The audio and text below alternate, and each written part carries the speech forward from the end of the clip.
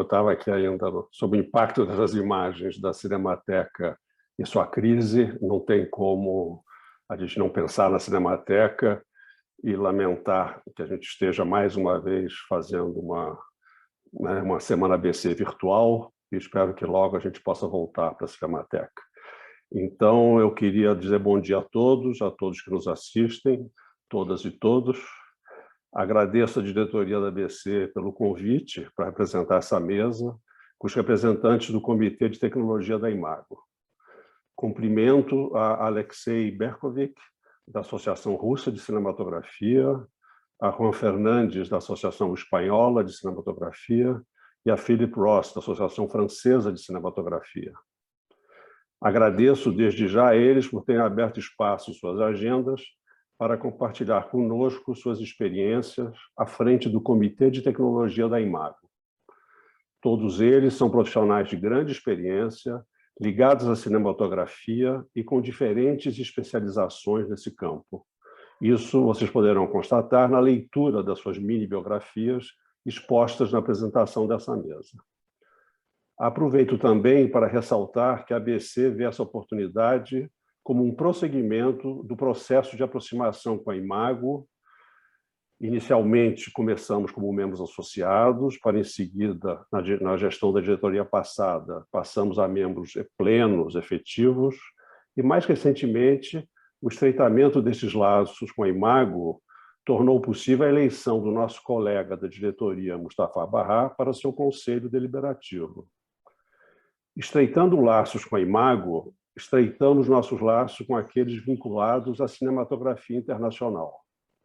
A produção do audiovisual contemporâneo tem caráter internacional e a colaboração entre nossas entidades seguramente contribuirá para nosso aperfeiçoamento enquanto associação e para o nosso posicionamento enquanto profissionais da cinematografia diante das inúmeras questões que estamos enfrentando na nossa atividade. Então, eu agradeço novamente. Certamente será uma mesa muito produtiva e interessante para todos nós. E passo a palavra a Aleksej Berkovic para darmos início à sua apresentação. Muito obrigado.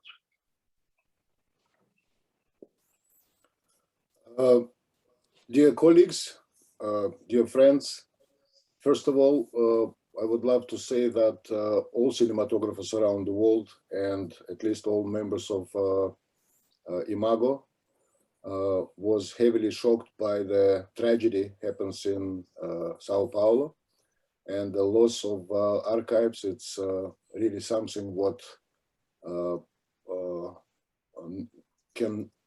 cannot leave any cinematographer kind of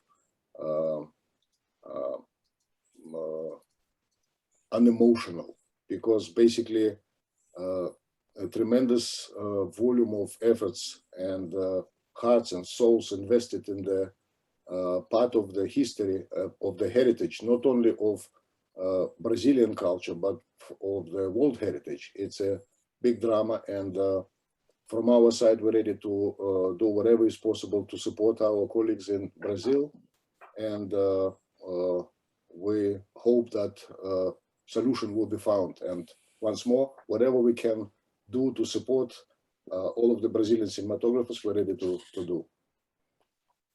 And today we're making a presentation of Imago Technical Committee, and we will say a couple of words about Imago in general, because at the moment, federation, which is almost 30 years old, still not as old as Brazilian Association, ABC, but still it's quite an age. And at this particular moment, Imago is in a process of big changes and then speed up process, like reestablishing the communication channels and activities. And we are very happy that we're talking today not only with the friends and colleagues, but also members of Imago. And we are very happy to have ABC as a full member of Imago nowadays. And if nobody has any objections, I will start the presentation. And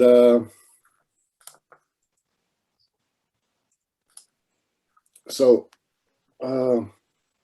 everybody's very welcomed.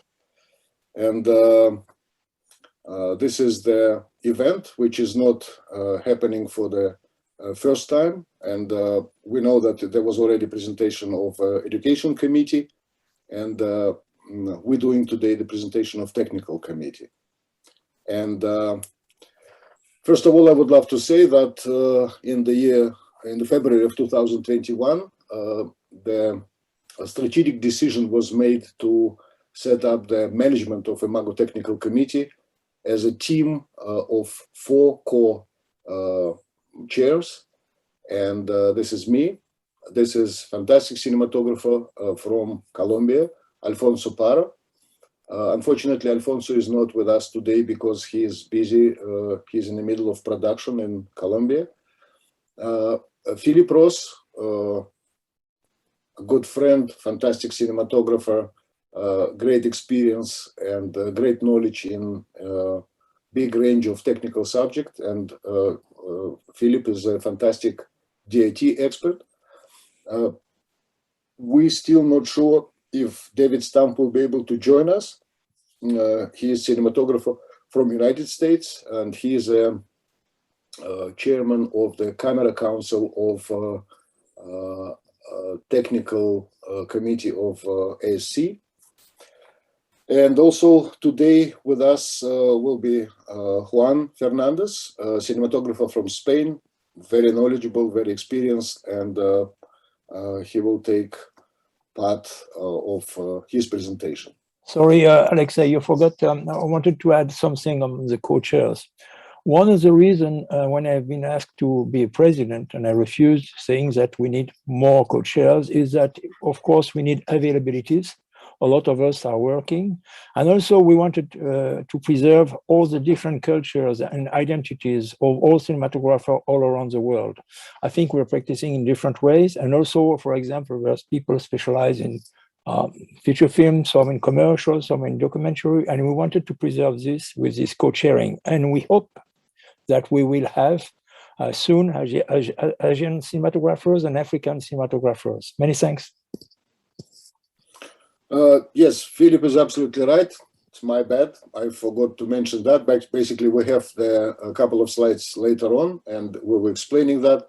But the main idea is to increase the number of the people involved in the management is the fact that, for instance, David Stamp and Alfonso Parra, we always almost daily sometimes, and then definitely weekly in contact. But both of them are shooting actively now.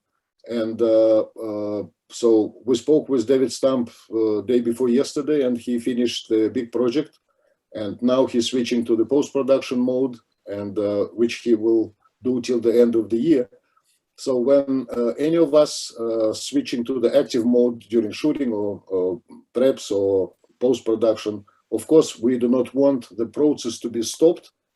And representation of different cultures and different experiences and stability of functionality is quite important, and we're providing it now. Here you already was able to read information about David and our increasing of our contacts and cooperation with MITC, which is very important. And then today we will speak about the structure of technical committee, and we have the candidates, we have the full members, and today we have 26 full members, 4 associated members, 27 corporate members, and we have the companies who is looking forward for joining Imago, and corporate members, which is like a very important element of cooperation and basically functionality of technical committee, because the idea of technical committee, which is today introduces following countries, and we really looking forward for adding to this list representative of ABC. We will speak about that later. And we're introducing the concept of Imago structure, and at this particular moment I have to say that the board meeting of Imago is in progress, and the discussion of the structure, as you can see from this diagram, as a conceptual idea that we have at the moment more than 40 full members as national associations, and we would like to have a situation when in each committee we have at least one representative of each national association, because that creates the possibility of active exchange of information and sharing the experience. And as for the concept, the structure is basically, first of all, the answer for the endless debate about the nature of the profession, because, of course, we trying to preserve the democratic nature of the technical committee and Imago. And of course, there is different opinions on different subjects, and some people thinking that technology is not as important and it's mainly about creativity, and some people believe that it's technology is important. We believe that everything is important in a equal level, because from what we inherited from our predecessors and famous big name cinematographers, that we are active members of the collective art on high industrial and technological level. And basically the nature of the profession is quite simple. We're obtaining two-dimensional images of three-dimensional world and participating in the visual storytelling. And in this system of coordinates, we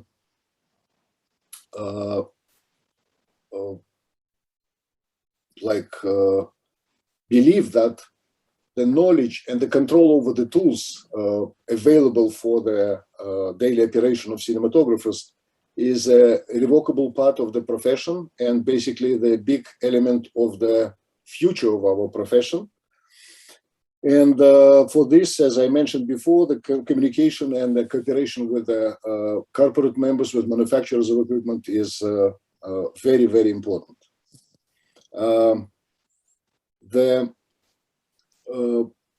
aims of Imago actually is spread on different topics, which is very sensible to the communities and to cinematographers all around the world. And we're trying to achieve situation when understanding of the terms, understanding of the basics for the communication, for performance, for better control over the tools is important. And for that, we have several projects which we introduced today. The committee is now having at least 2 meetings per month. It was a process of active changes, and then we was not able to make it as before, but usually we have it weekly meetings, and now we're switching back. And as you can see that it's quite a big group of people, and that's a lot of job we're doing all together. And now Philippe will introduce the concept of the steady relations with the manufacturers. Philippe, please, it's your turn. Yes, thank you. Well, we had the pleasure in 2019 to gather all the camera manufacturers and most of the optic fabrics in Bydgoszcz in Poland during Camera Image, and it was for us a great help to show first of all the results of our survey, our international survey, And during 2 years, we gather a lot of answers to special questions we sent and questions that arrived. And we saw that, in fact, manufacturers were very happy to meet.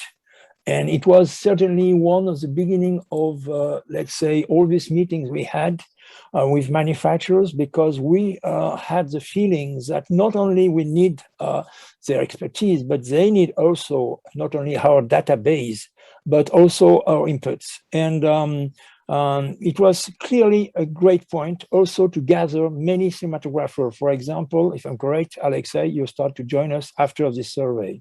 That's correct? Yes. So what I want to speak about, and it will be certainly one great topic in the future, is, and it's already the semantic issues that we all meet, especially in international co-production, because even if we are in the same country, sometimes we'll not speak about the same things. For example, pixel, photo size, there's a lot of confusion on words, and it creates a lot of problems, not only on the artistic side, but also on the money side. Please. Yes. Aleksej. So basically, we made this, we call it list of terms, and we choose first 20 terms. And we found that there is no just a philological or semantic problems, because many of the terms of the cinematography are inherited from the bigger industries. And that's why it's not clearly defining the processes, and sometimes the confusion can be quite big. And today we will have a couple of the samples, like even one of the basic elements like pixel is not really introducing what we used to understand and the way we have to use it in a daily practice. So unfortunately, we do not have with us today our fantastic friend and colleague, Charles Poynton, because he was basically very active, and he created a small video, but unfortunately we are not able to show it now. Explanation why pixel, which basically the property more or less of the presentation technology, is not introducing what we used to understand when we're talking about pixel count of the camera. And that's creating a certain confusion, and specifically when it's translated in the different languages, and when we're trying to talk about important subjects in a big international co-productions, or we're just planning our production process, we may be severely confused, and we can make mistakes in technical decisions. So, but basically, Charles explained clearly that pixels, which is used in the monitors, they're separated.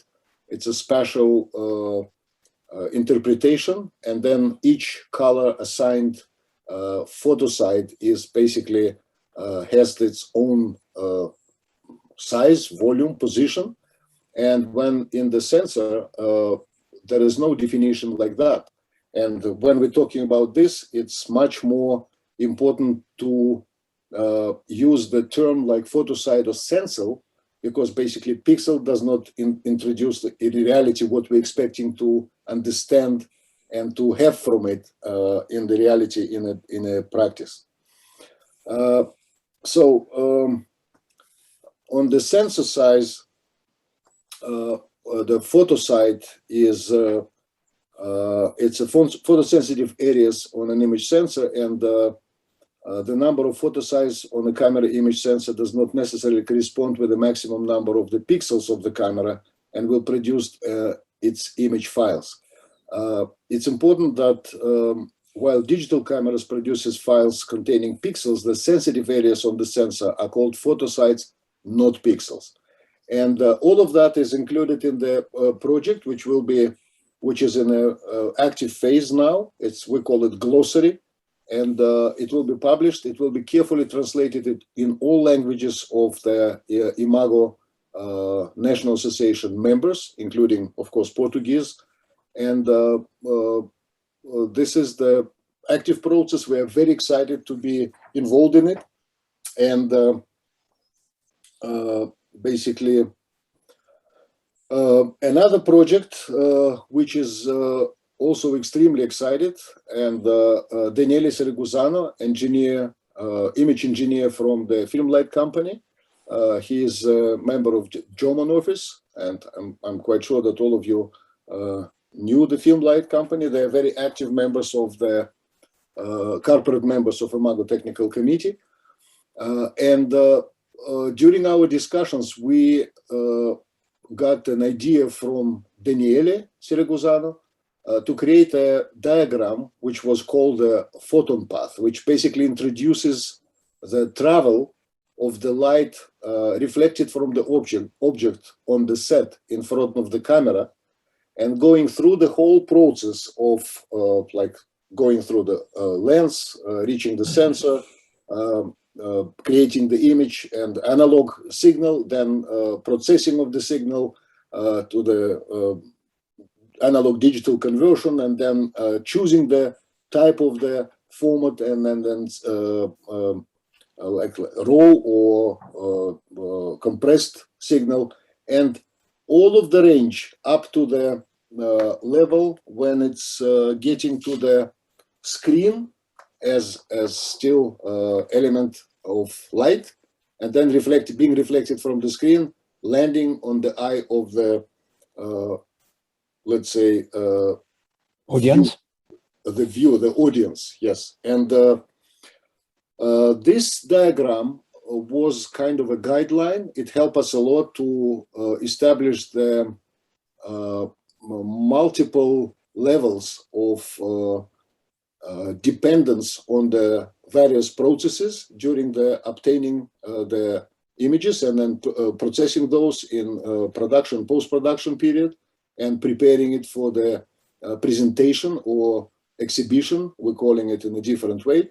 And then also we recently decided that it is possible to use it as a three-dimensional vision.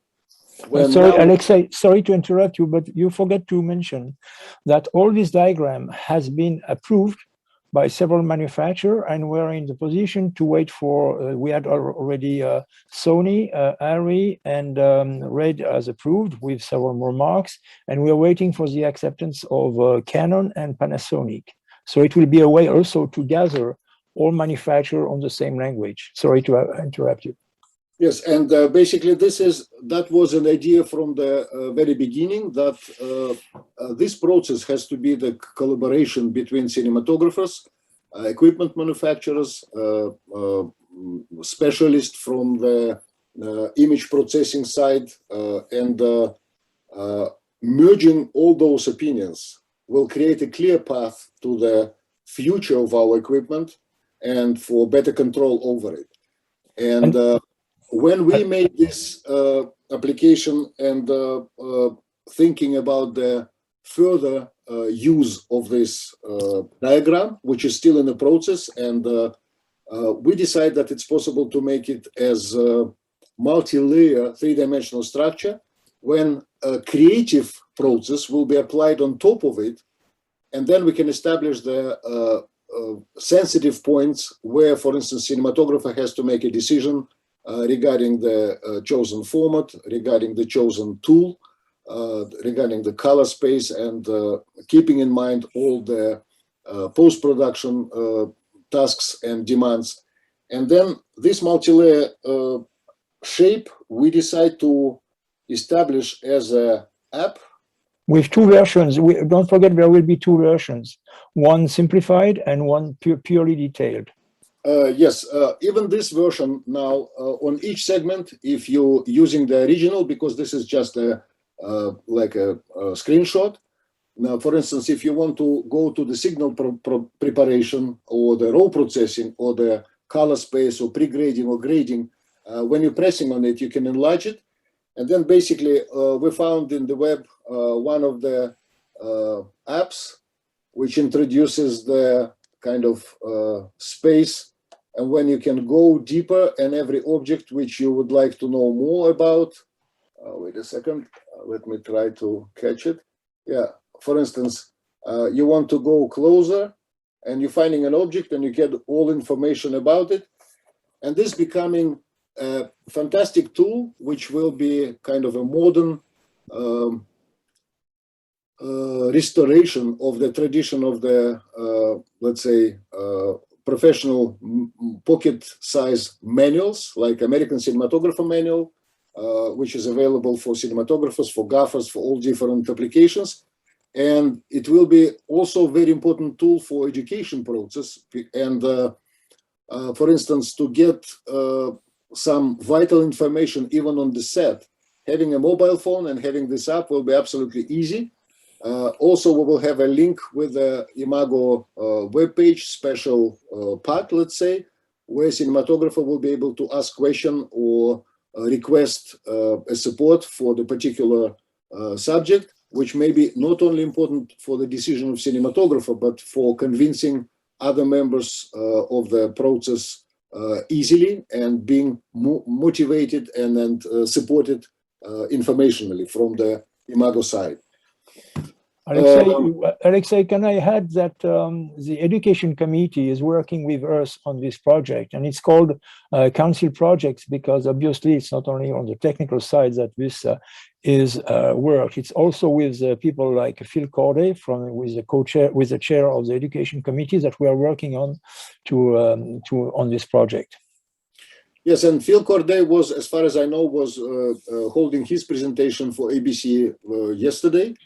And that's one of the subjects what is in an active shape of development now, when we have the decision to establish much more of the cross activity between all committees of Imago.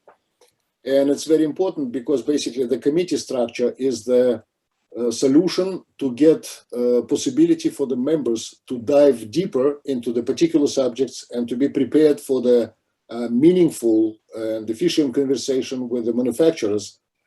At the same time, it doesn't matter what committee particular cinematographer are membering in, it's still cinematographers. All members of Imago is cinematographers. We have only 2 people in the whole Imago structure, which is hired professionals. One is marketing, one is office manager, and all other people is cinematographers. And this is very important because this will allow to get deeper penetration in the process of education, of course.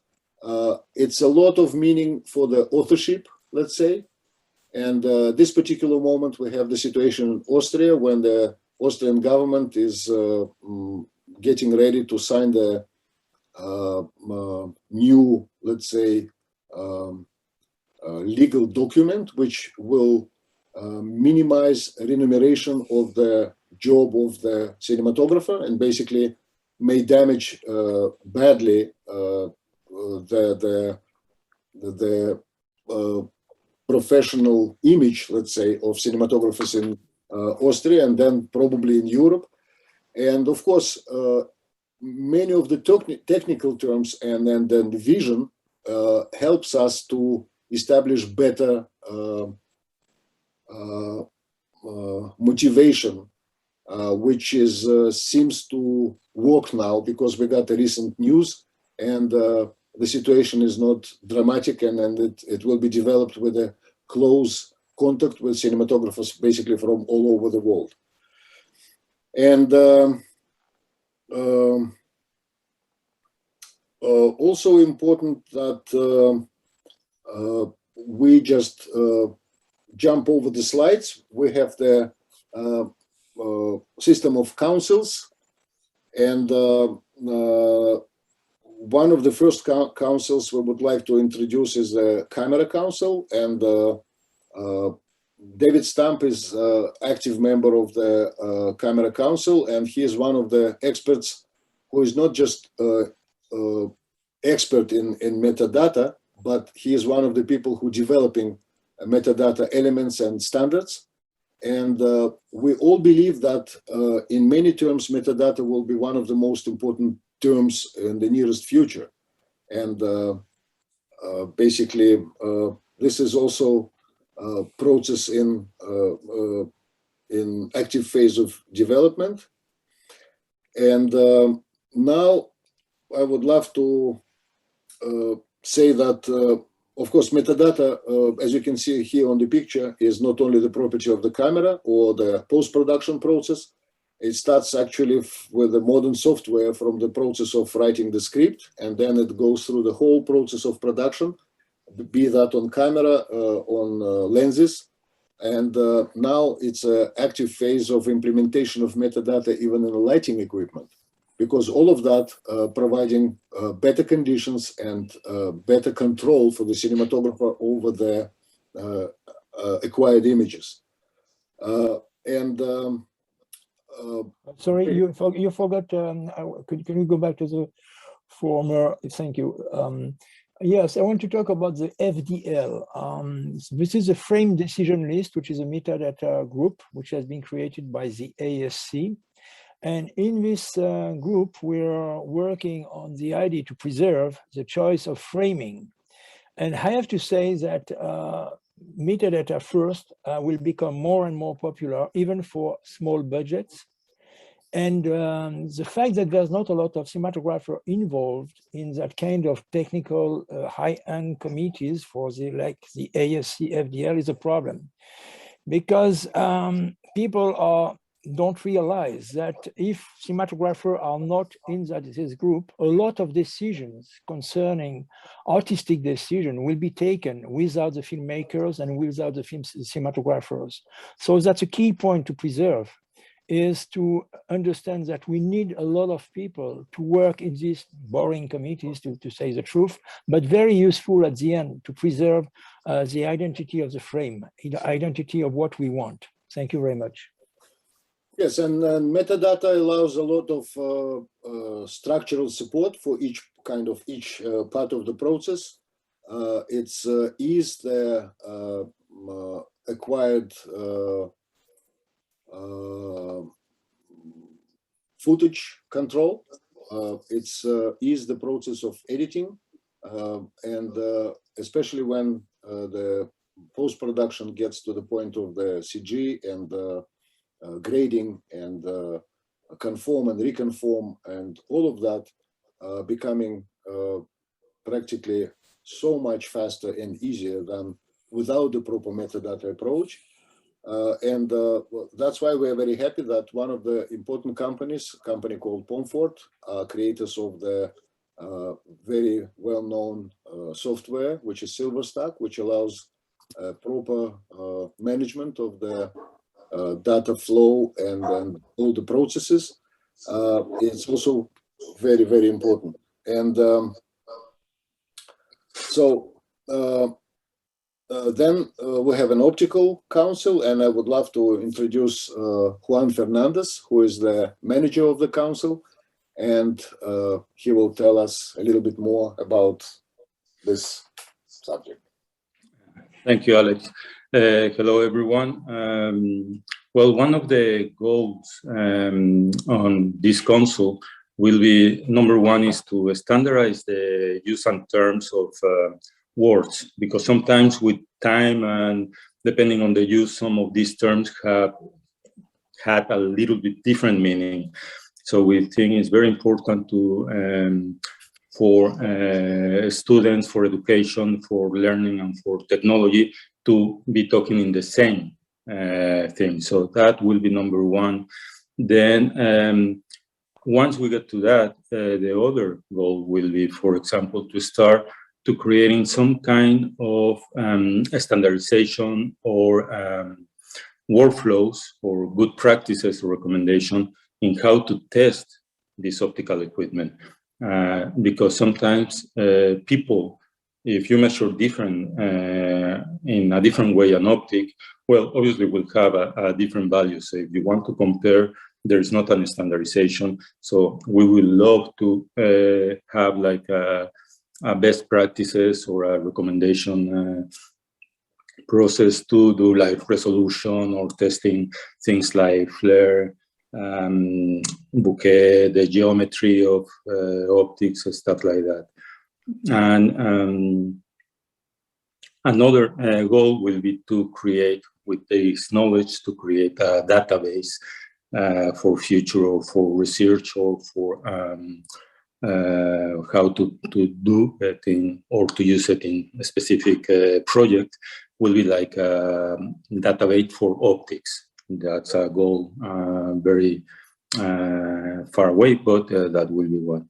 And then in new technologies, in optics, for example, the lens metadata, how to use it, is very important, for example, or is going to be very important.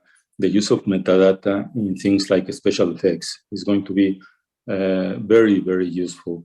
Another thing is talking about metadata, for example, one of the things that will be great is if we carry on all this metadata all the way to the end, even to the projection, then like televisions will receive how the project was intended to be projected, not only in color, in format or framing, etc. So that's what we are trying to work on, or at least to start with.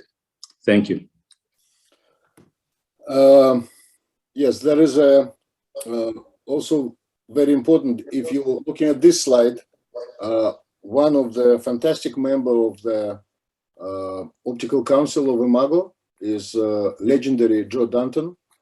And I have to say that this is basically, in our minds, the most important value of the Federation. When we're getting a possibility to communicate and to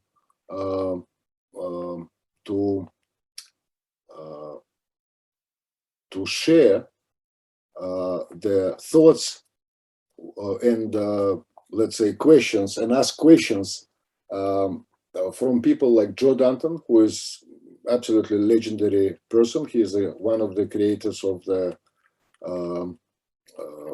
Panavision, and he was the person who was designing lenses for Stanley Kubrick. And basically, here is the slide which shows that, for instance, my father was a student of the cinematographer who was shooting for Sergei Eisenstein, and I got the luxury of testing the actual lenses used by the Rusevsky, Moskvin, and those cinematographers who was in the first row. And sharing this experience is enriching the profession for everybody. And better understanding the character of the lenses, better understanding the look and specialties is expanding our profession. Because I have to say that technology, it's my personal opinion, but we're more or less sharing it with all the ITC members. The technology is better than ever before. We have the cameras which is providing sensitivity and conditions basically available, shooting with available light, shooting in any kind of conditions and circumstances. We have lenses which is way much faster than ever before. We have resolution which is reaching the level when to shoot even the close-up of 18 years old girl becoming a problem, because you can see the structure which is quite far away from the art level. It's like there were a couple of projects and I was watching the footage and I feel myself as dermatologist and looking at the pimples on the face and which the process which was taking away from the story. But the industry is developing itself on its own rules, commercial rules. And of course, there are plans for the new resolution, and there is a camera of 12K and the bigger sensor. And from one hand, there is absolutely nothing new invented in the digital reality. Everything is inherited from analog times. But at the same time, the conditions in the industry is completely changed. If in the past, the lifetime of a camera was kind of indicated like 25, 30, even more years. So today, what camera was actively used in the market like 3 years or 4 years ago, you may not recall immediately, because there are so many new brands coming up and disappearing or developing new tools. So fantastic equipment from Mari, and now we have the full frame camera, which is great addition. But once more, none of the formats like full frame or 65 millimeters are invented now. It was all known from the analog times. But the problem is that something extremely important in our mind, that when we're watching the movies on the Camera Image Film Festival, and this is kind of selection of creme de la creme. This is the non-commercial festival, which is purely dedicated to the art of cinematography. And basically, the fantastic team of Camera Image is doing an amazing job to select and to introduce the best results. But very often it happens that after the screening of, let's say, 50 different projects, you're getting a feeling that at least like half of them are shot by the same cinematographer. Because without being recognized and understood clearly, technology setting up in a very narrow corridor, where on the set we're trying to do the best possible job, but falling into the same narrow channel. And then one of the reasons of that is the fact that the new technologies developed so fast that very often cinematographers don't even have enough time to learn everything about it. And the new technology is already coming, and the new technology. And I think that all of this, we're trying to smoothen somehow in the Imago to give the more comfortable and more kind of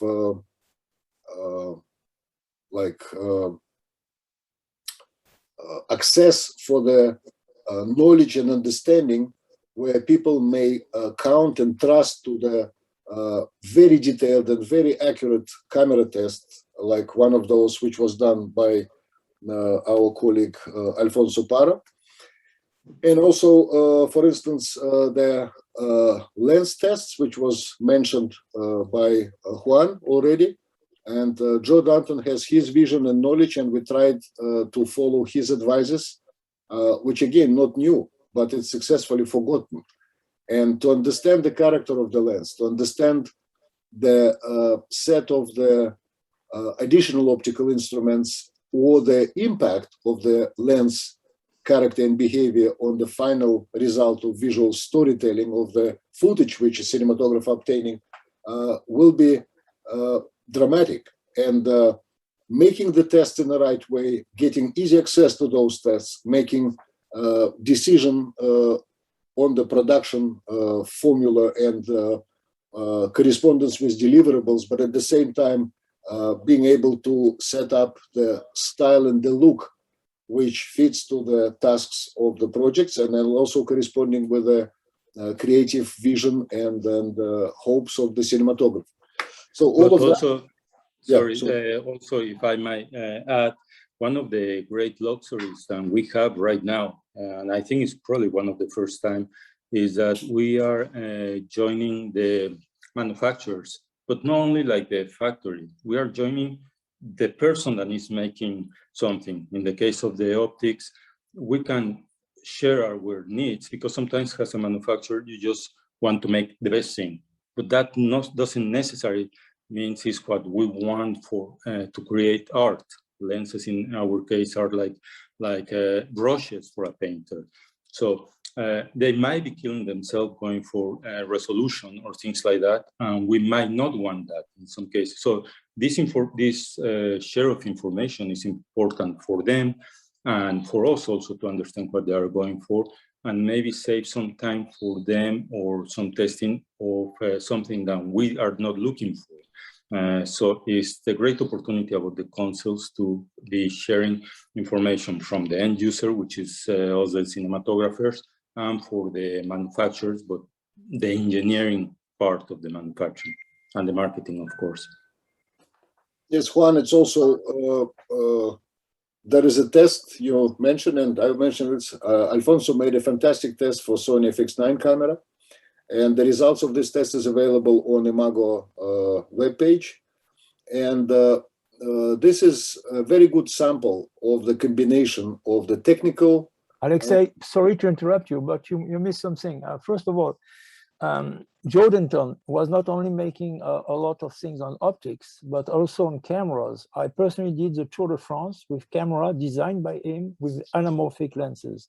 I was on a motorbike. So Jordanton has a larger view than only optics. He was also working on cameras because he has a rental house too.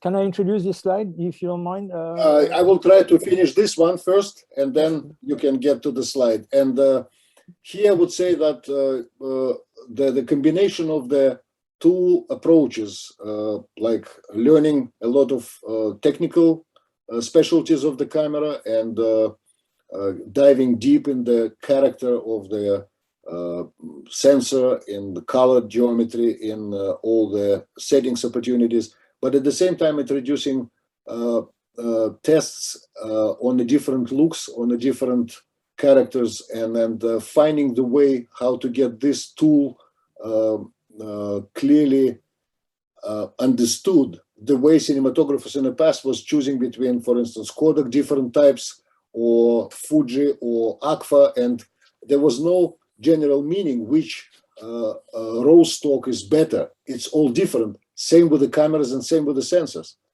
Nobody can say that this is a very bad sensor. It's a sensor with its own character, and for some particular reasons, it can be the best choice.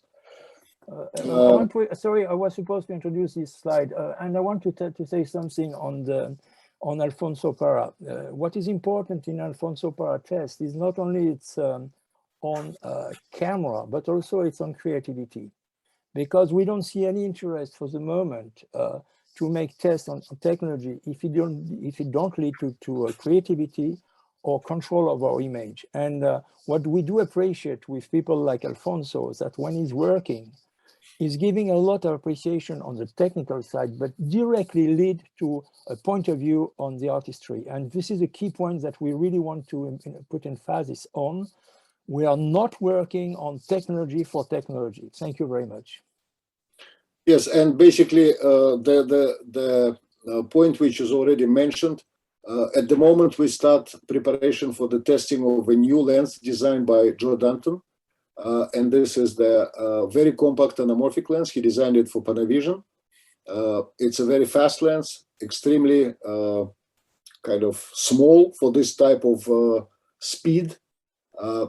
The quality is very high, and basically anamorphic is, as a standard, was founded at the moment when television hit the market. A long time ago. It was late 50s or 60s, and all the owners of the film theaters, all producers, was very nervous about the fact that television may take over, and everybody was trying to increase the unique character of the visual presentation which people usually getting in the film theater, and using the bigger formats like 65 millimeters, which was already known in those days, was not really a solution, because 65 millimeters creating huge limitations in the speed of panning and in many other terms, and it's much more expensive, and equipment was heavier. And then the technology which was invented by French engineers as a periscope for the tanks was kind of applied, and it became very popular. And basically, when diving deeper in the character of the anamorphic format, we found amazing things. I mean, it changes the physical perception and the character of the spread of the image recognition of the audience. This so-called central area of vision, like which is usually round, becoming oval, when actually people looking at the image, which is more or less in the film theater, is the difference, of course, between the presentation of the background image. There is more separation, but it's a unique quality. And once more, learning from the people who is standing at the roots is enriching and giving a lot of new understanding and new possibilities. We also would like to say that Imago Technical Committee establishing closer relations with the CML, which was founded by Jeff Boyle, who passed away just 11 days ago. And we would love to pay a tribute to our colleague, whose life was so much dedicated to support and to development of the cinematography as an art. And also, Jeff Boyle was one of the people who got a very clear answer on the question, like, what is a part of technology and creativity in the whole process of filmmaking. And Robert Schaffer, who is also the member of Imago Technical Committee and also member of the Imago board, American cinematographer and also a member of Italian Association. He is now became the president with a team of 5 other people who are managing the CML, which is basically one of the richest and biggest databases available in the world. And cooperation between Imago and CML will be much deeper. We will have a channel where the camera tests made by Imago and all other cinematographers presented at CML will be merged on the same TV channel. There will be linked to the CML on the Imago webpage, and in return on CML webpage there will be link on to the Imago webpage. And basically we establishing more and more contacts and active channels to coagulate, to get together all the knowledge and to make this knowledge available in a very comfortable form to all cinematographers. Juan,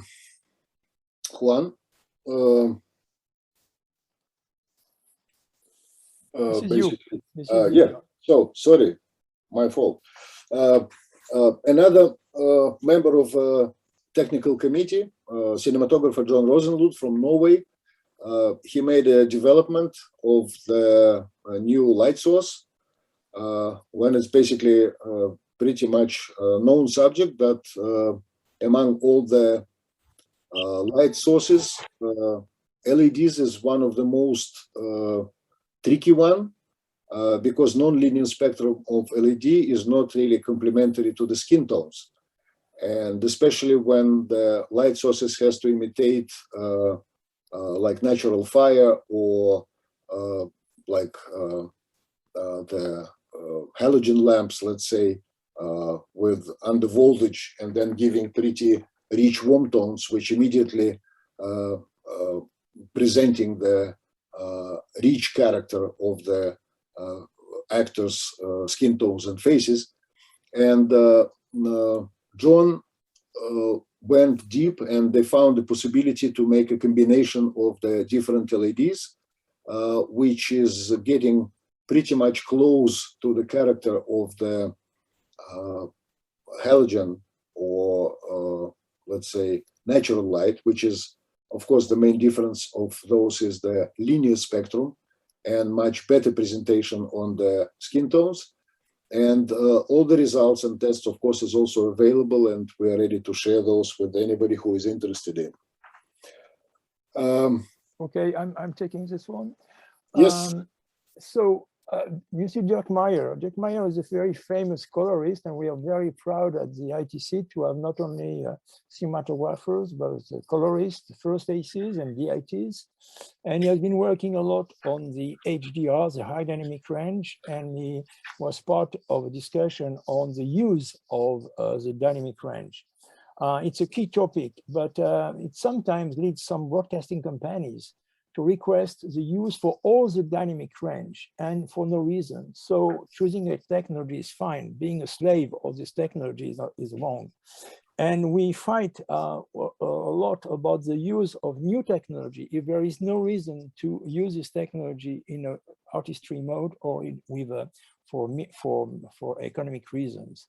And sometimes the use of HDR, which is requested by many platforms, can lead to several confusions. Reading all the information and the highlights and the lowlight is fine, except when it leads for the audience to be lost in the image. So the way to sync the technology, like the way Dirk is doing, is fantastic, because you really give a point of view of an artist on a new thing, and it's very nice to hear him talking about this. And if you have any expectation, if you have any experience that you want to share, we gave us his email to speak with him. Thank you very much. Next I would slide. love to add. I would love to add. Sorry. Yeah. Okay.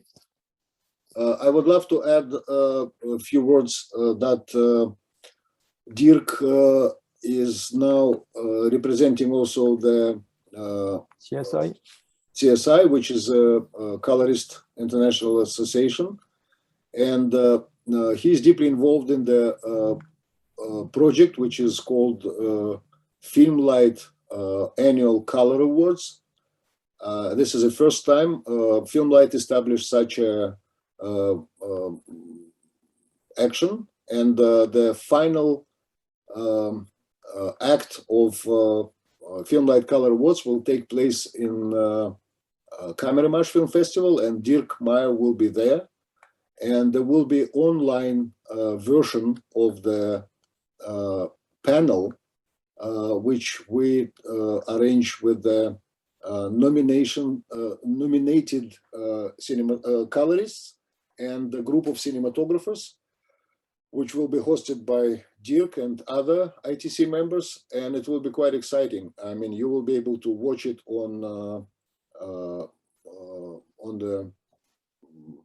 in the online mode, and it will be available. Information will be available on Camerimage webpage, and also if somebody will be interested, please send us an email, and we will provide you all detailed information.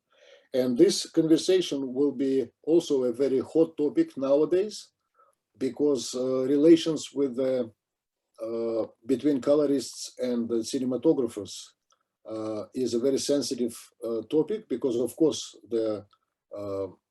it's a very, once more, it's not a new thing, and in the past cinematographers was never setting up the color for the projects themselves.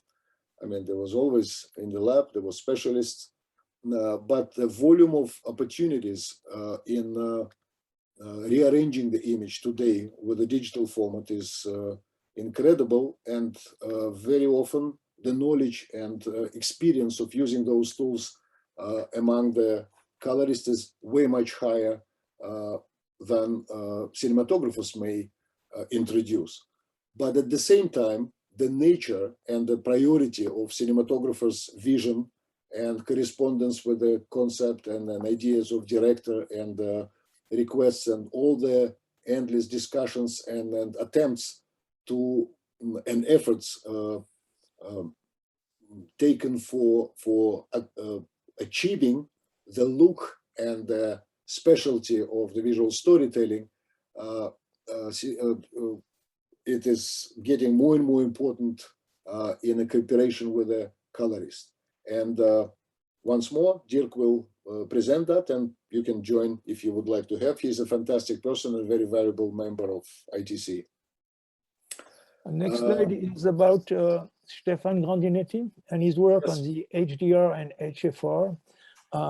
Stefan is also a member of the Education Committee, and it's also a good bridge between the two committees. He has actively been working on the high frame rate and the high dynamic range, and his reports are very useful to understand the relationship between color spaces, between the colors, and the way to handle this in the HDR. And his research on the high frame rate and the way the brain is receiving the information that you can read in many parts of the HDM Stuttgart University, also with Daniel Siragusano at Filmlight, are giving a lot of information to understand the way the brain is receiving all this information and the way we cinematographers should use this knowledge to handle these technologies. And he's working actively on the Photon Pass too, to make a kind of travel in virtual travel in this Photon Pass. For the people who ask me about, who ask us about the application, it's called Universe in a Nutshell, and I sent to the ABC the link.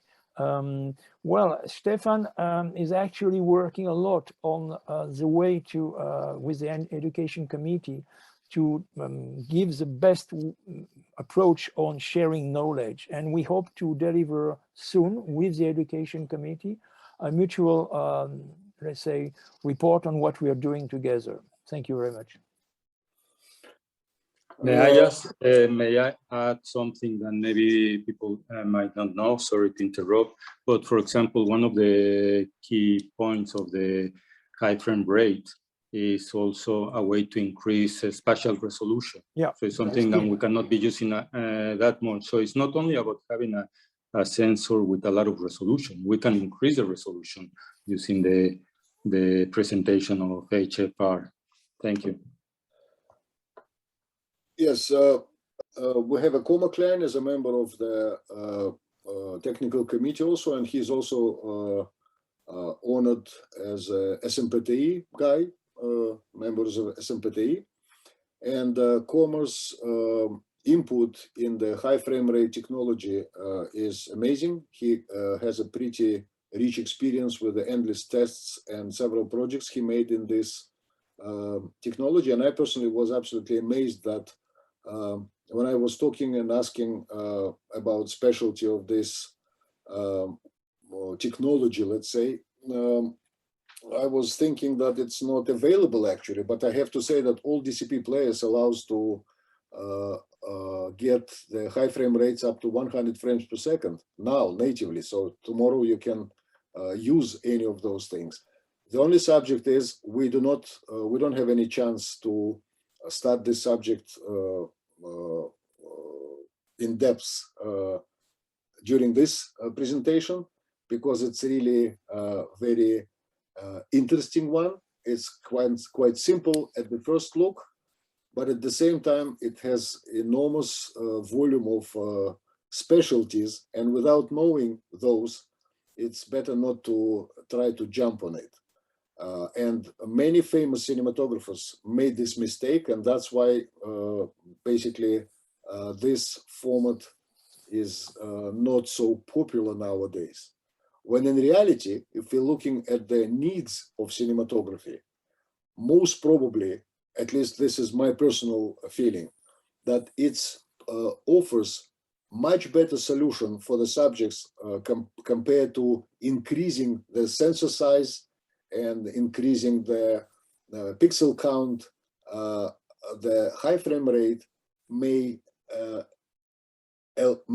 support cinematographer getting to the same point, but without unwanted over exaggeration of some technical parameters, which basically making image looks more than a technical element rather than creative one. And it's very interesting. And of course, upon the request, we can do the dedicated seminars on this subject and showing the footage. And it's extremely interesting. Also, I'd like to make this slide if you want.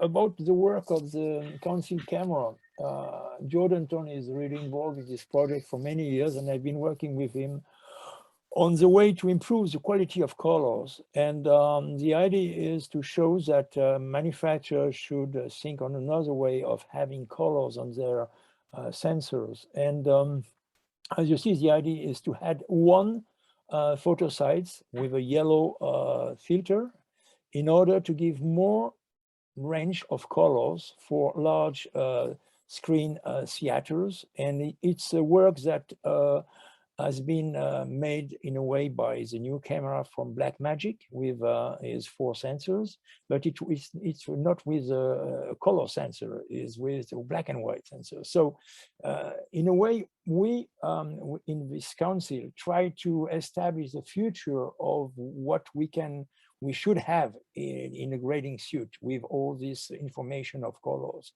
And the influence of Joe in this camera council is very important. We have to say that he has made a lot of research in the past, for example, with Jean-Pierre Boviala, to have a moving sensor in order to recreate a pattern, which is not a still canvas, but a moving canvas, because conveying emotion is also conveying motion. So this is the idea of Joe. And if you want to have more information on that, we can talk whenever you want. Thank you very much. Next slide. Yes, there was a very good saying about the difference. I personally like it a lot. When one of cinematographers, when people ask him about the difference between analog and digital imaging, he said, it's very simple. If I made a shot of, let's say, 1 minute of the white wall, it can be very exciting to watch it. But if you're making a digital image of white wall, it's becoming very boring after 10 seconds because there is no life, there is no depth. And of course, when we're looking at this setup, which consists of reality rig, screen plane rig, sorry, and also made by a cinematographer, Sebastian Kramer, and ARRI cameras, it's not necessarily the only way, it's just a test process. And if the results of these tests will be satisfying, it will be recommendation, and this information will be shared with all manufacturers. And I'm quite sure that they will be able to find a solution to get the same results, but in a compact single camera, single lens package. Okay. This is one. Yes. Well, this one, for example, is another example of the things the ITC is working on. Ed Lachman, a cinematographer working with Barry Russo, mainly from Panasonic, they kind of address a problem that we've been facing as a cinematographers since the incoming of digital capture image, which is traditionally we will use what is called the sound system that comes from photography, and we used to very much trust in that for exposure purposes, like using our light meter and nail this exposure. Well, in the digital, they came out with kind of a similar thing, which is the exposure color meter, but it's not really a standard, and depending on camera, from camera might change. So the idea of this new Lachman sound system is to go back a little bit of what we trust. So then the cameras would integrate this kind of color meter, so we can again be very exact in using the meter on set and not just only rely on monitors or stuff like that. And this is something that is going to be shared with all the manufacturers, and hopefully like all the different cameras, not only Panasonic, will be able to use this new system. Thank you. Okay, now it's the slides on the Sony. We've been working a lot with Sony for many years to ask them to change one parameter in the debuyer process and inside the cameras in order to have the control of the sharpness, to have the control not on the number of pixels, but the way it is received by the audience. And Red and ARRI have developed systems to lower or enhance the feeling of the sharpness of the image. And Sony now is providing in post-production or after the debuyer process for raw materials, the way to control this feeling.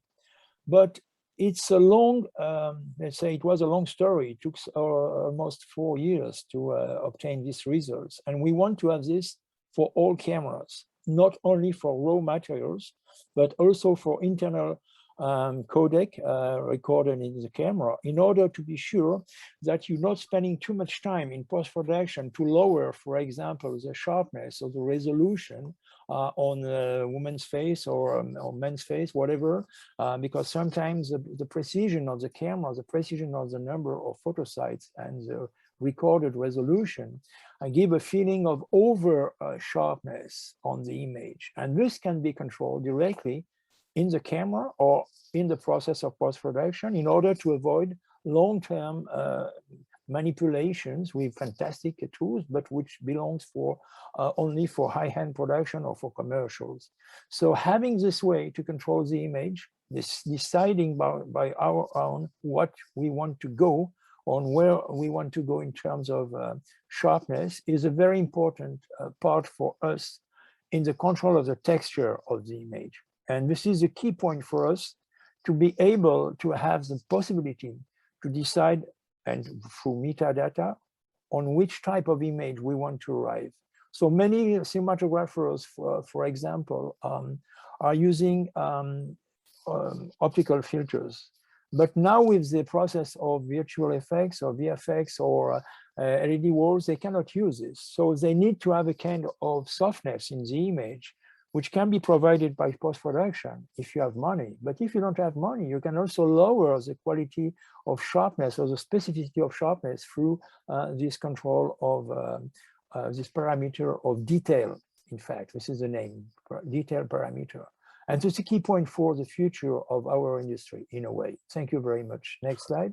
Yes, if we get into this subject, basically the whole practice of a cinematographer's job is to damage the image, because basically all the tools, setting up filters, setting up, reducing the resolution, and it's very rare when people are hunting for high resolution or for like trying to find strange colors and trying to find this specific look. And the same is like very often the love between people is based mainly on the specialties, which very often is imperfections. Because you're perfectly right. You're perfectly right, and also what you mean is that we are all looking for a perfect image. But what does it mean, perfect image? When we know, for example, that many cinematographers are using camera with a lot of pixels at the end, recorded pixels, they use sometimes vintage lens to lower this quality. But also, if I might say, the great thing about having again this control is we as a cinematographer can choose that, just like we are choosing a filter in front. In other words, we don't have to work based on the technical decision designed by an engineer, which doesn't know if it's going to apply artistically to a specific product. So this is the big thing for me about this great project. I remember the good saying of one engineer. He said, the best image is color bars.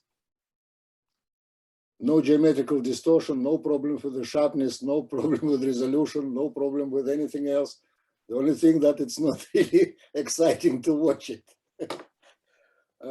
Yes. So, Philippe? No, it's you. It's you. Okay. So basically, here we have a fantastic relations with the Camera Image Film Festival, and I'm quite sure that you know about it. And it's, I would say, the most important festival for cinematographers and cinematography. It's amazing knowledge, it's amazing spirit. It's a fantastic event. It starts in less than 1 month, like 27 days. And the good news is that after traveling between different cities in Poland, finally, Camera Image found its place in Torun, basically the city where it was started a long time ago. And at this particular moment, Camera Image got finances for establishing a dedicated center. It will be a very big complex built specifically for Camera Image, which will expand opportunities and let's say, the possibilities of the festival to be an irrevocable part of the international film industry.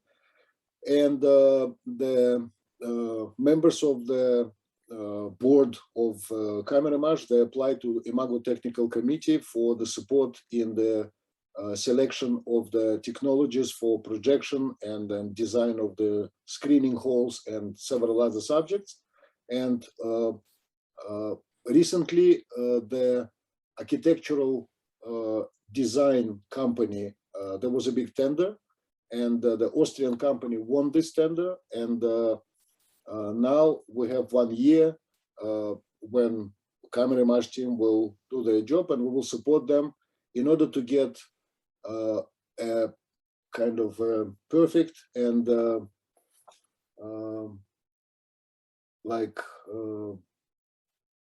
sample or the standard projection, because basically every time when you're getting to the festival in advance, and you can see how big is the efforts to set up the perfect projection system, it's absolutely incredible. And very often it happens that that's the only place where cinematographers can see the results of their job in a real real level of presentation. And of course, we will try to do our best to support camera image on that and to find a good balance between all technologies. Okay, I'm going to the next slide because we are in a, you lost the one with the former one with camera image and film light, please. Yes, wait a second. Okay. Something. Just the one after. Okay, we are going fast because we are late. It's 4:25. So just to explain that Filmlight will make during the film festival this awards for colorists, but it won't be only for colorists. It will be also for the relationships between cinematographers and colorists. And we put a lot of emphasis on this relationship, which has been a key point of discussion and controversial discussion all along the story of the digital era. So I strongly recommend you to look at the Daniel Siragusano Filmlight engineer of when he's speaking about his work. And we really want to speak after, if it's possible with you, about this relationship. It's a key point, a key topic within the ITC. Thank you very much. Last slide, I think. Yes, and then we have some committees mentioned here. We have more, and there will be new committees established recently. And of course, it is very important for us to have representative from ABC in committees. It's not only your knowledge, it's not only your passion and cultural background and experience, but possibility to establish double-way communication channel, which allows to share information and to enrich our efforts and our jobs. Thank you very much. Okay, so apparently there is no questions from the audience. So it leaves us half an hour, that is correct, Fernanda and Lauro?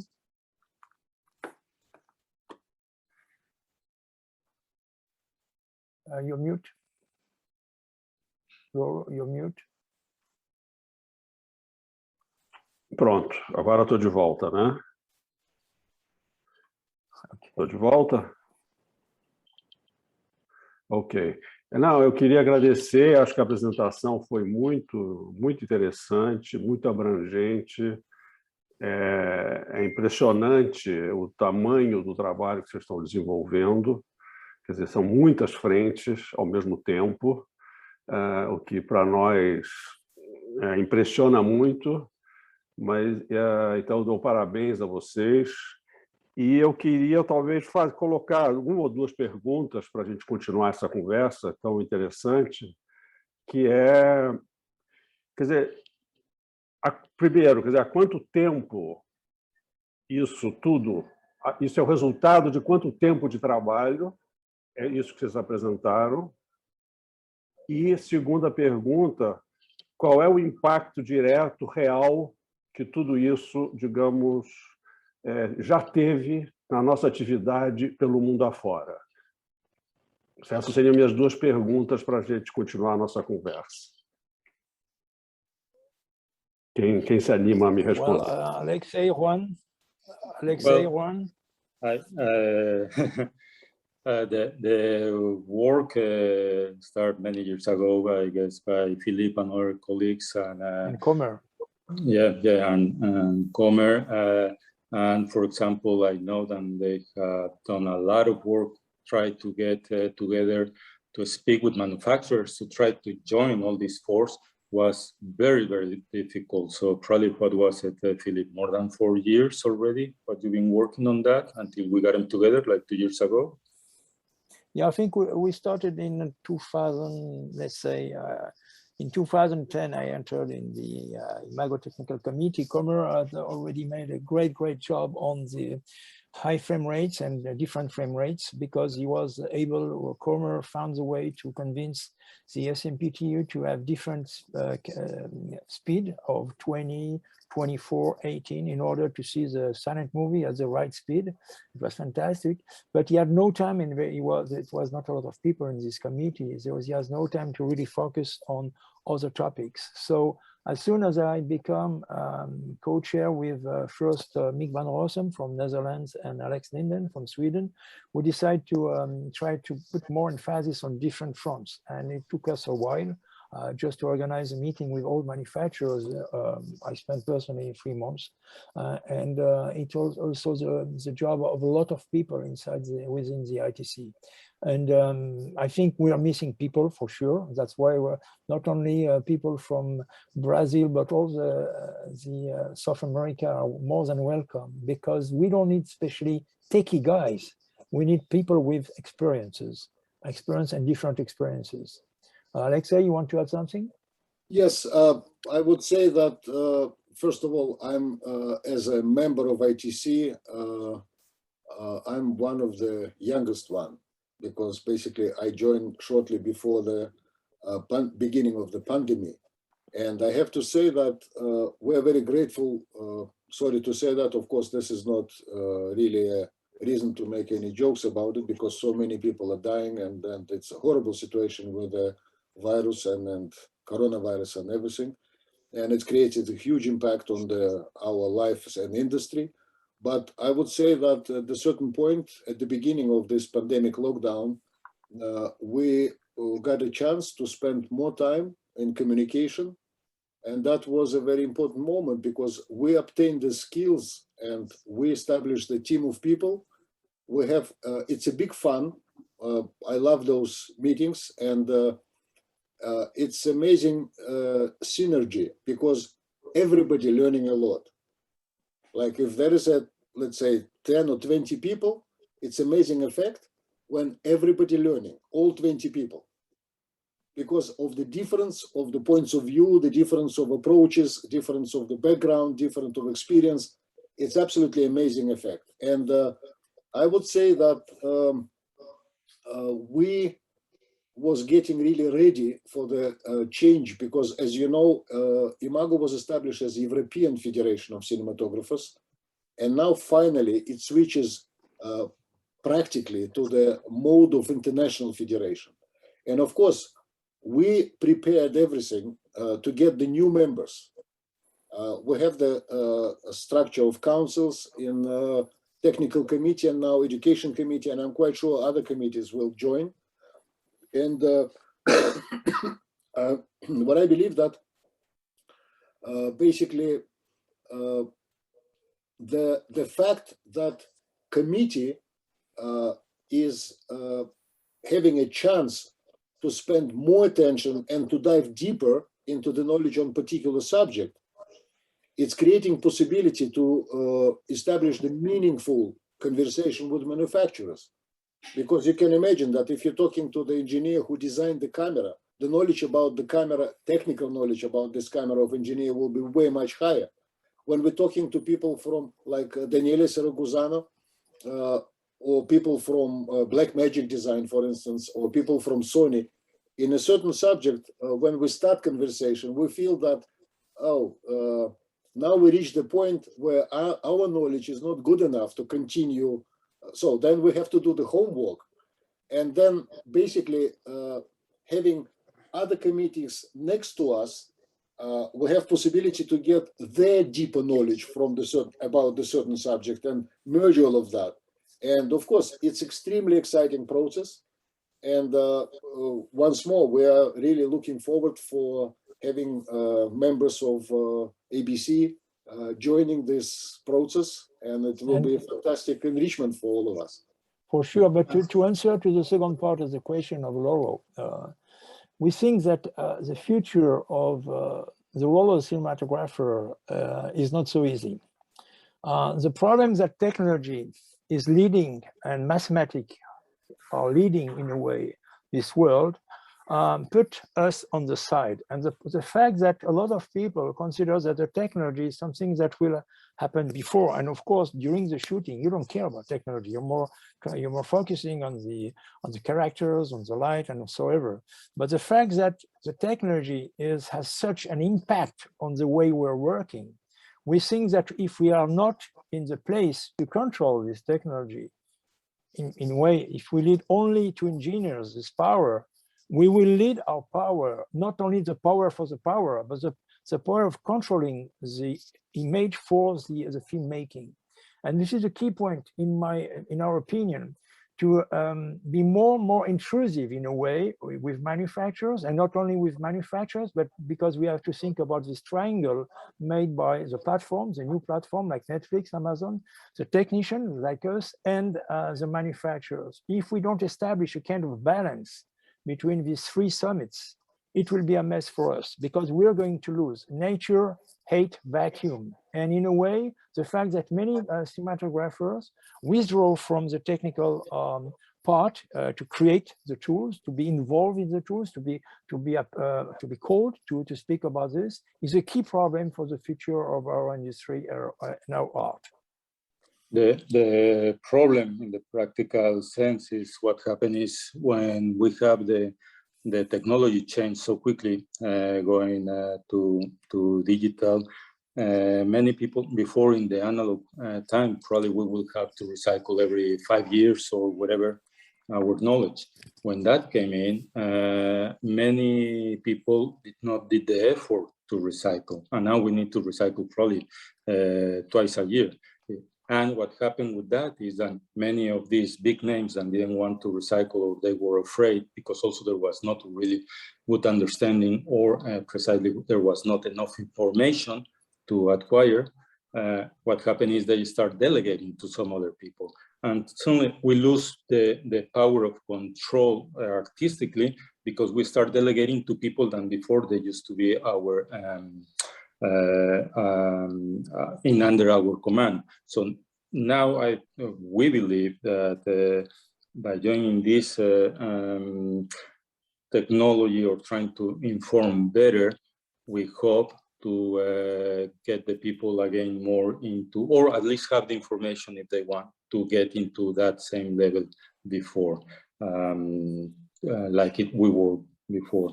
And in the practical, also for the second question, the practical use of all this, for example, I can see during the first meeting with the manufacturers, that was in Poland, right, Philippe? When they joined, was so indirectly important. Then, for example, then we have like a meeting with Netflix, where we could expose things like the problem that hey, why are you choosing a camera for us? And they were trying to defend their point of view, which is very interesting. But it was, I guess, one of the good things coming from that is that finally they kind of understood, and we were not only complaining about why we could not use the one specific camera, but any other camera. For example, the format of the Super 16, we expressed them why we cannot use Super 16 and then scan it in 4K, and they were like, but why you want to do that? And we have to explain, oh, because many reasons, aesthetically or practical or stuff like that. And they opened their mind, and I think we won. Yeah, we won, and after that they opened that thing thanks to this conversation. So I think it's important for internationally to join, for these people not taking artistic or practical decisions, thinking that they're good, to understand that. So communication with them is important also. But Lauro, one important thing to know is, for example, Netflix has really a kind of war machine regarding technology. They have hired the best engineers, the best people from many countries in order to have a kind of information and way to control the technology, which is huge. We had 8 hours of meetings with Netflix at Camera Image, and what we saw, they wanted to participate to the meeting, and we refused because they were very afraid about what we are going to do with the manufacturer. And it's a sign that in a way we need to be more to influence this kind of meetings, to say our word. Because, for example, Alfonso told us that in South America Netflix is choosing the cinematographers, and this is a key point where we don't want to let the decision of this type given to only platform of production. It's a key point of having the strength and let's say the guts to fight, not in a wrong way, in a hard way, but just to let the community know that we are here and we're in charge of deciding what is the best for the artistry. And I also have to say that basically as a summary, it's very simple. Every cinematographer obviously has an opinion about the tools, about the camera, something we like, something we doesn't. But when you meet the manufacturer and you're saying that, you know, I didn't like the shape of the handle, or I didn't like the way the lens is mounted, I think that the mount is not stable enough. They can listen. But the fact that they will react on that, because it's also a commercial subject, because any changes are extremely expensive, and the voice of a single cinematographer is not strong enough. But when it's 5,000 members of biggest professional community in the world getting together and manufacturers getting this information, it's really creating a chance for all of us to control our tools and future of our profession. Because it's getting more and more complicated.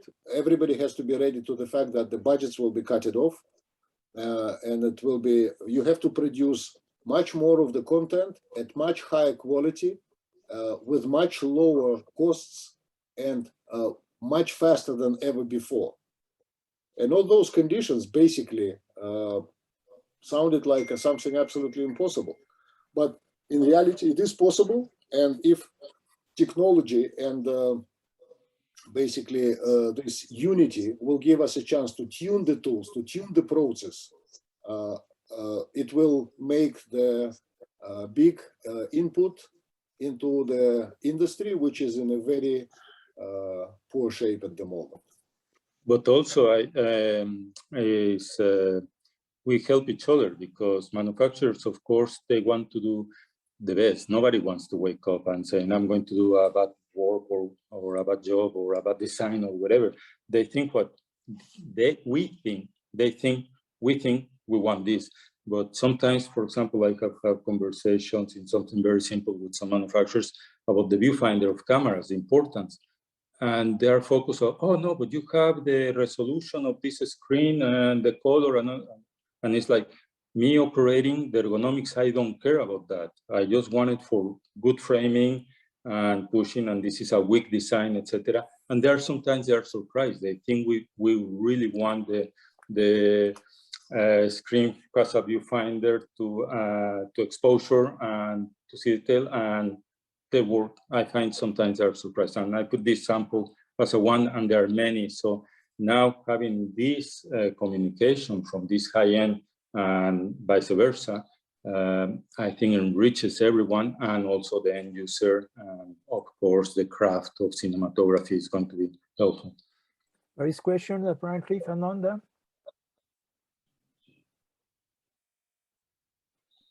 Ok, eu acho. Fernanda, there is some questions from the audience. Lauro, desculpa, Sim, você quer tem falar uma primeiro? pergunta que a Fernanda quer fazer. Ah. Fazer em português, certo? É, né? Tá certo. Quer dizer, nós, como diretores de fotografia, somos, quer dizer, toda a sua apresentação e todos os estudos que vocês fazem direcionam para uma coisa só, que é o nosso... peraí. This is Charles Poynton, will live. You can't hear, you can't understand me. Yes. Yes, yes, sure. Ok. A gente trabalha para uma direção que é contar uma história através de imagens. E todo o trabalho que vocês fazem é em direção a como contar melhor essas histórias imageticamente. Existe algum tipo de estudo? Fernanda, desculpa, eu peço que você entre no canal português, porque não está vindo seu áudio para o YouTube. Foi agora? Agora sim, grato. Oi? Tá, desculpa. Era isso, desculpa. Existe algum tipo... Você quer que eu comece tudo de novo, a pergunta? Se puder resumir um pouquinho o começo, eu agradeço. Resumir. Tá. Nós, diretores de fotografia, trabalhamos para uma direção, que é achar uma imagem, a melhor imagem, a mais bonita, ou nem sempre, para contar uma determinada história. E todo o trabalho do ITC vai nessa direção, né? Como disse o Lauro, são muitas frentes diferentes, e isso é quase uau, como se diz, isso overwhelming, é quase... porque é muita coisa. Por acaso, vocês têm algum tipo de estudo sobre percepção visual, ou algum tipo de estudo em conjunto com, enfim, estudiosos de percepção visual? If may answer a little bit of that, I guess the idea about explaining all these technical things or trying to get all this is just about tools. It's just about getting the information of the tools and there is. And you have I consider myself a painter. And to tell a story, I want to use a specific tool to translate that emotion exactly. And the more I know about the use of that tool, I can get the textures, the emotion, etc., etc. When you are not comfortable in getting into that path or finding more tools, you might just use and create your style with just one tool, which is also okay. So it depends on your character or your idea. So about resolution, and also fashions come and go. Every 10 years, we go from using very sharp images and now not sharp images, or every 10 years changes artistically is to everything is blue and now everything is reddish or black and white, whatever. So that is going to change, and that's up to you. And about the studies, the more we get into these new things or technology or explain, then people might find a specific use or combination of tools to put together to create something. About the studies, for example, one of the cases that you might want to start getting into it is what we were talking about, like the high frame rate, which is not a new idea. It's actually been pushing since the 70s, but the problem is because of technology was not, mainly was the projection was a problem to get into that. So nowadays, with digital projection, we don't have that limitation that we used to have with film. So that's something that we can start getting into it, because if you see, for example, which there are studies already, and we are still learning more about the spatial resolution, which has to do with the speed of frame rates. So it's an evolving thing, and sometimes we are using, there's nothing new, it's just, I guess, new uses of things. And with all the information that we have now, well, you have to pick up what you want to go for it, I guess. We can also send to Fernanda several tutorials from Daniele Siragosano about this influence of the technology and the way to receive the image, and the brain work, and also the psychological work of the technology, and the psychoanalytic world also related by many writers and filmmakers. And there's a lot of things to share for sure, and we have a lot to learn from you too, because the Brazilian films were very important. For example, where I was studying in France, I learned a lot from your cinematography and your filmmaking. So this combination of cultures is very important. This melting pot is very useful, not only because what we know at the ITC is that we know that we don't know. But this is our strength, and it helps us to go ahead. I think the question of Fernanda is absolutely fantastic, and thank you very much for it. And of course, there was a very good saying of Sergei Eisenstein in the very early days of cinematography, when he said that for the phenomenon of cinematography, you need a screening hall, projection, and at least one person sitting in front of it. Because without this one person, nothing happens. Because cinematography in general builds on the imperfection of the brain and the visual memory, which allows you to combine and to see as a continuous motion the series of the static shots. And basically, of course, your question was actually about this. Yes, we was Philippe and several other, it was international team making a very intensive tests of the lighting equipment, for instance, because basically light is still one of most important tools of the visual storytelling. Because yes, camera still is just capturing the image delivered to the sensor by the lens, and camera cannot make the image better. It can preserve it carefully without any damages or with the minimum damages, and then but you're creating the image by light in front of the camera with participation of art design and everybody. So, sorry, Aleksej, but Charles is there. Charles is there. So we have maybe 10 minutes more. Oh, fantastic! Nice yes, maybe it would be great if he does his presentation. Let's get back to this topic because it's really amazing to have it. Yeah, and we will give you a lot of links, Fernanda, okay? We're going to give to ABC a lot of links to kill your weekends. Charles?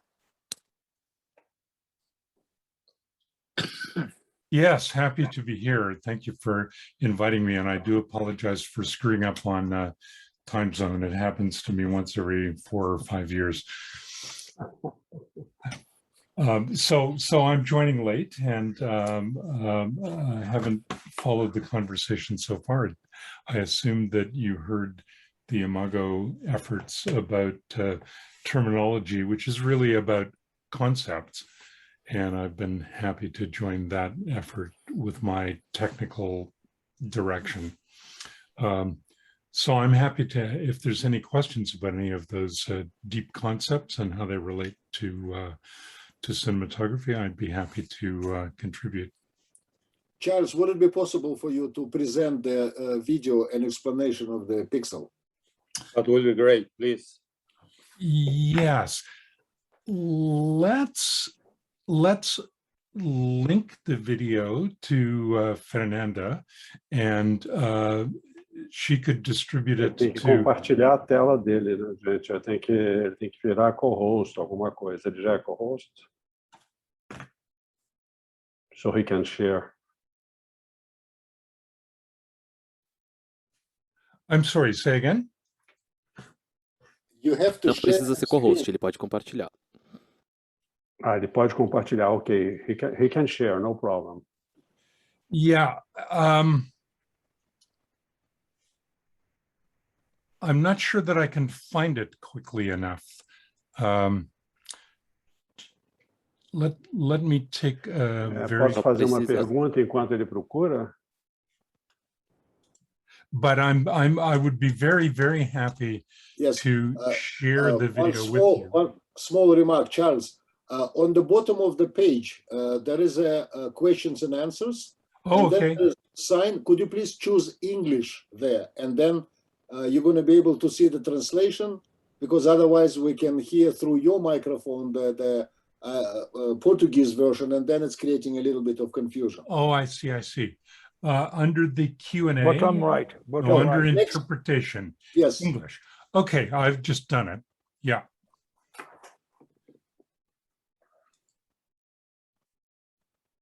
Yes, yes, I can hear you. Thank you very much. No, that's perfect. Thank you very much. Well, let me offer this. I don't have the video immediately available to me, but let's share that video. We shared a link to the video or the video itself, and I'd be happy if any or all of you wanted to watch that. Let me just give you the maybe 2-minute summary.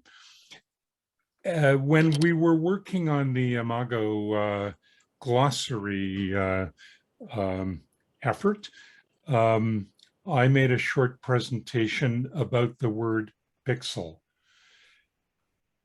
And it's obviously a very fundamental and basic concept, but even the word pixel has got some difficulty and there's even disagreement among people at different stages in the pipeline what the term pixel actually means.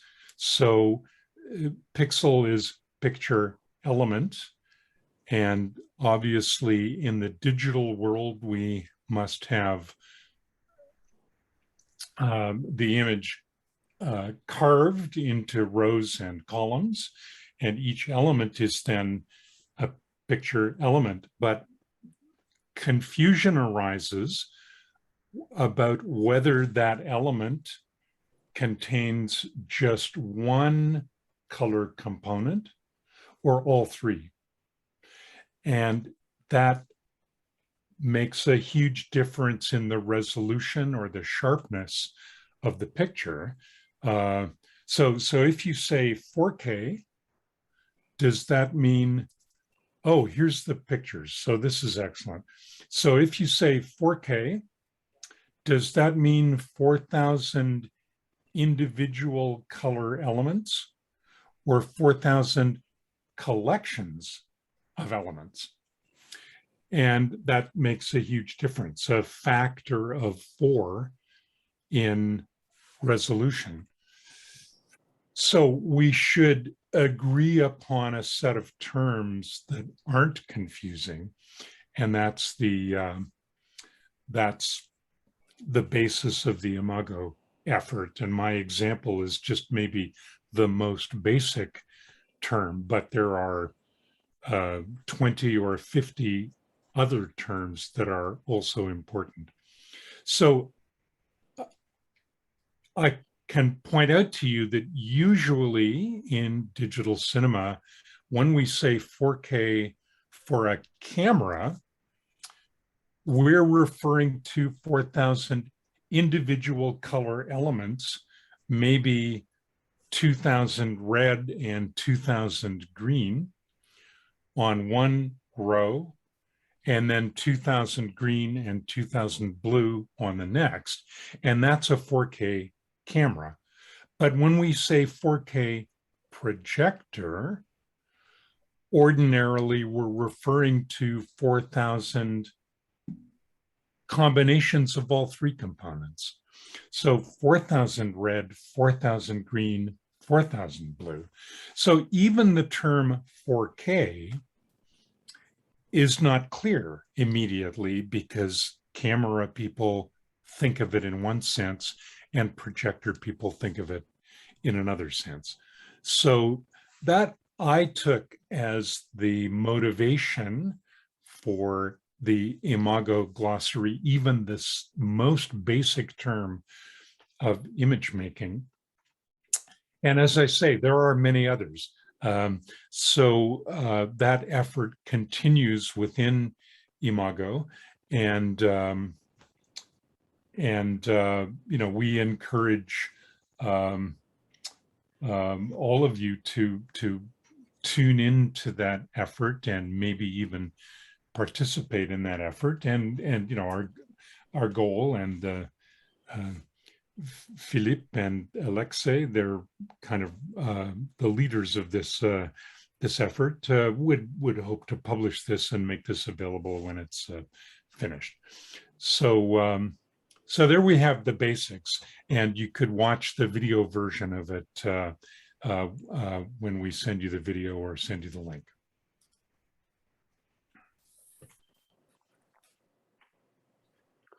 Thank you, Charles. Obrigado, Charles. Pleasure. Ok. A gente está se aproximando do final. Eu não sei se tem mais alguma outra pergunta. Lauro, entra no modo português, por favor. Ops, okidoki. Sorry, desculpe. A gente está se aproximando do final, nós temos ainda 10, 15 minutos que a gente pode usar. Eu vou fazer uma pergunta que não é uma pergunta, mas eu queria ouvir a reflexão de vocês sobre isso, que é: a gente está vivendo uma época onde nunca houve tanta tecnologia disponível e nunca a profissão do diretor de fotografia foi tão maltratada. Quer dizer, a gente escuta com muita constância os colegas comentando sobre as dificuldades de levar adiante o seu modo de trabalhar como eles acreditam que deve ser feito. Então, nunca teve tanta ferramenta, e em países feito o Brasil, mas eu acredito que é uma coisa mundial, a gente também se depara com essa dificuldade que eu estou mencionando. A minha pergunta para vocês é um pouco como é que vocês veem esse esforço que vocês estão fazendo na tecnologia de ponta vis-à-vis essa realidade da maioria dos diretores de fotografia. Philippe?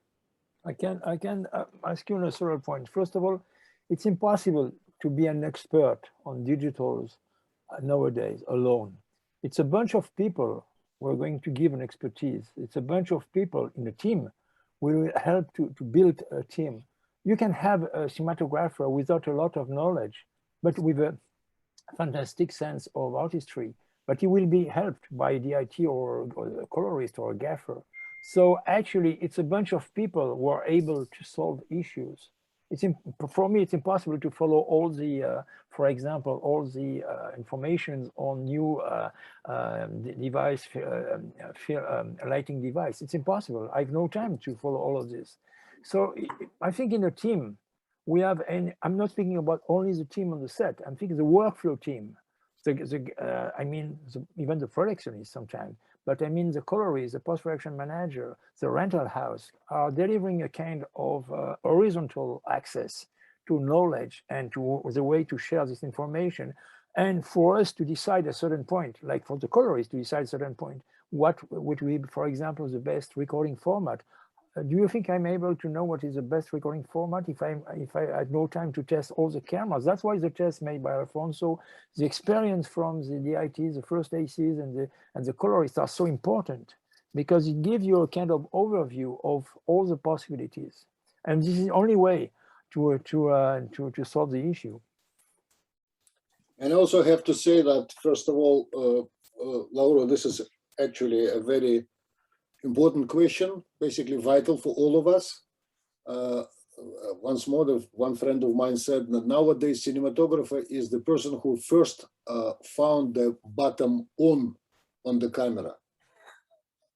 And that's it, it's enough. The rest camera will do. At least many producers thinking this way.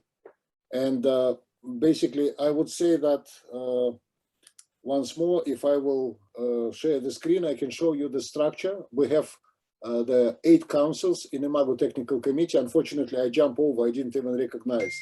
But basically, you have the copy of presentation and you can look at it afterwards. And we have also a rental house, rental committee in our structure. Because can you imagine how difficult life became for the rental houses? I mean, they have to buy new and new tools, and they don't have any time to kind of restore the investment, and they have to invest again, again, and again. And one day we may lose all the rental houses. who will be the winner? Because rental house is not only the place where equipment is stored, but it's a place where you're getting service, where you're getting technicians being able to put their hands on equipment before and learn and to make all the tests and everything. And there is a lot of processes which we have to be able to kind of, if not the control, but to impact somehow in order to preserve the nature of the profession and its kind of value. And what I believe that there was also a question, like many associations establish kind of a mirrored structure, committees and councils, because then it's much easier, because then at least we know exactly whom we can talk to. For instance, we are very happy about this presentation because in a very short time, we get a chance to speak with you, Lauro, and with Fernando, for instance, and we immediately got the feeling like it's we're on the same blood, you know, we are the same, and it's easy. And then we know that I can type an email address, your email address, and send you something very exciting, but we feel that it's so important. And Imago in general is a communication platform and the biggest professional community in the world. And then it's all about communications, about sharing the knowledge and this and that. And of course, when we establishing the context, it's not just the formal words. Okay, let's be together. Let's think about our future. This is a good slogan, but we prefer to be on the practical side. And then having the contacts and having possibility to address people who then spreading this information in the National Association, collecting opinions and asking questions, rising out the topics and the subjects, which then can be discussed. And of course, then it's addressed to all other national associations. And that's how those waves creating the synergy, and then everybody learning, everybody getting results. And of course, what already Philippe and Juan mentioned before, we're getting more and more attention of the manufacturers to what to this kind of platform, because first of all, the manufacturers is not our enemies, it's our friends, and they need the feedback. But it's very difficult because cinematographers are quite busy, you know, and then to participate in the survey, it takes time, you know, but this structure allows us to establish these links and to provide information which is good for us and good for cinematographers, for manufacturers, and for everybody. Yeah, we have to learn from you. In fact, exactly what Aleksej said. This is a synergy, and the experience, your experience, cinematographer in Brazil, which led Imago TC or Imago to change his view on certain topics. And we learned a lot from the experience of this survey we made in 2019, because it changed our view, and it leads us to say, okay, we didn't think about this because we are not facing this kind of issues. For example, the grading suits problem, the grading sessions. 80% of the cinematographers in the world, they don't have a lot of time to grade. And we have fantastic tools, but sometimes only few people are able to use. So maybe deciding, for example, we went on the idea with Filmlight that it would be nice to have a safety path in terms of, okay, you are in a grading institute, you don't know the colorist, you're working in an international co-production, and suddenly you realize that there is a problem during the color grading session. And you can apply a kind of safety path in order to use a very strict process in order to be sure that everything is respected. And this kind of safety is very important, as well as we ask ARI, and ARI providers, for example, will provide and is providing some material, some footage to check if the process of the post-production is okay. So you can compare with one post-production you're working with and the results made by ARI. And we want all these types of samples usable in any types of camera manufacturers, because we are using a lot of cameras. We don't have a lot of time sometimes to make tests, and we need to be sure that the post-production is respecting the image. It's a very key point, and in which, for example, Charles are delivering a lot of good information with his color science. But also it's very important to, I guess as a cinematographer, to me it's very important to and as a professor it's very important to transfer information to young people or young cinematographers. So having a place, you might choose to take information or not, that's your prerogative. But knowing that there is a place where that knowledge is, or that information is a valid, I think is very important, because otherwise I find like many students going right now to find for information in internet with very good intentions, whoever puts that, but sometimes it's wrong or it's not applicable by a specific place. So having a specific place with double check the information from manufacturers or from specific specialty people is very, very important nowadays. Yeah, I also would like to add that, first of all, in Imago Technical Committee, we already have several full members as, for instance, first AC, like DIT manager, expert. And of course, for us is like a treasure. It's a treasure of ITC, Charles and his knowledge, and you know, and even this synergy, because talking to such a bunch of crazy people like cinematographers for Charles is also quite a learning curve. And we're learning from him. I think once more, it's a process, and we have a lot of new initiatives. For instance, Ellen Lotman and Ron Johansson now introducing the system, which will be under discussion on the board meetings, and we will have a future Imago conference soon, where will be big discussion about the structure, about all the perspectives and developments of the federation. And one of the projects is having the interns, like young cinematographers who will make an internship in the Imago.